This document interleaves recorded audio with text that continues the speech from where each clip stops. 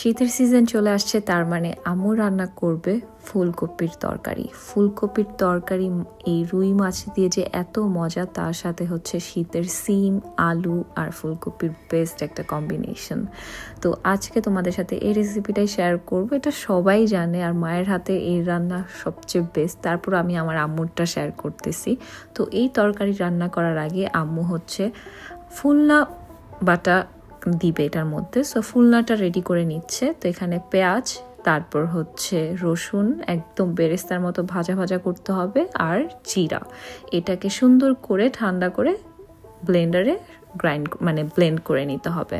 তারপর রুই মাছ এখানে একটু হলুদ, মরিচের গুঁড়ো, লবণ দিয়ে রেখেছিল, সেটা ভেজে নিতে হবে।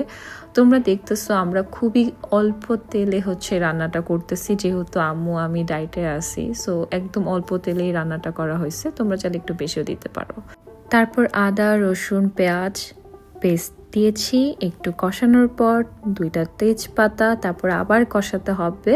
তারপর হচ্ছে পানি দিয়ে কষিয়ে তারপর মশলাটা দিতে হবে। ধনিয়া গুঁড়ো, তারপর হলুদ গুঁড়ো আর মরিচের গুঁড়ো আর লবণ। জিরা গুঁড়ো দিব না, কারণ ওই ফুলনাতে অলরেডি দেওয়া আছে। তারপর হচ্ছে কাঁচামরিচ দিয়ে এটাকে বারবার কষাতে হবে। কষানোর পর হচ্ছে সিম আর আলুটা দিয়ে দিতে হবে। সিম আলু সিদ্ধ হতে একটু টাইম লাগে, তো আম্মু এটা আগে দিয়ে দিয়েছে। পানি দিয়ে এটা একটু ঢেকে রেখে দিব। তারপর হচ্ছে ফুলকপিটা দিয়ে দিবে, কারণ ফুলকপিটা হচ্ছে তাড়াতাড়ি সেদ্ধ হয়ে যায়। এখানে সবজির পরিমাণটা অনেক বেশি, কারণ আম্মু আমি অনেক পছন্দ করি ফুলকপি, সো একটু বেশি পরিমাণে দেওয়া হয়েছে। গরম পানি দিয়ে ফুলকপিটাকে আর একটু সেদ্ধ করে তারপর হচ্ছে মাছটা দিয়ে দিতে হবে।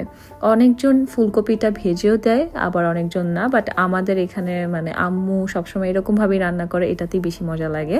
আর আমার এত সব কিছু ভাজা ভাজা ভালো লাগে না। আর তারপর হচ্ছে ফুলনার যে পেস্টটা, এটাকে শাক বাটা মনে হয় বলে, এটা দিয়েছে। এটা দিলে ঝোলটা অনেক বেশি ইয়ামি হয়, ঘন হয়, আর টেস্টটা একদম টোটালি চেঞ্জ হয়ে যায়। পরে ধনেপাতা দিয়েছে। আমি এই রিলটা একটা শেয়ার করেছি, অনেকজন বলতেছিল যে টমেটো মিসিং। আমার আম্মু টমেটোর কথা বলে নাই, দেয় নাই, মনে হয় ছিল কিনা, মানে মাঝে মধ্যে দেয় মাঝে মধ্যে দেয় না, কিন্তু এটা এমনিতে আমার কাছে ভালো লাগে। তো তারপর হচ্ছে এটা সার্ভ করা হয়েছে গরম ভাতের সাথে।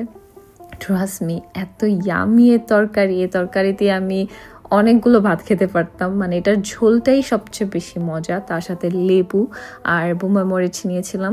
আমি এটা বোম্বা মরিচ অর্ধেকই খেয়ে ফেলছি, কারণ একটু ঝাল ছিল না, জানি না কেন, কিন্তু সুন্দর একটা ঘ্রাণ ছিল। তো এই তো আই থিঙ্ক প্রত্যেকটা মায়ের হাতের রান্না স্পেশাল থাকে, আরও বেশি মজা হয়।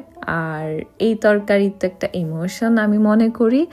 আর বাংলাদেশি ফুলকপিগুলো হচ্ছে আরও বেশি মজা হয়, ট্রাস্ট মি। আমার আম্মু সবসময় বলে যখনই রান্না করে যে বাংলাদেশের ফুলকপি আমরা এখানে মিস করি। সো অনেকদিন পর আমার খাওয়ার ভিডিও তোমাদের সাথে শেয়ার করলাম। আগে অনেক শেয়ার করতাম, এখন আর করি না। তো এই তো আজকের ভিডিও, আই হোপ ভালো লেগেছে। Bye bye.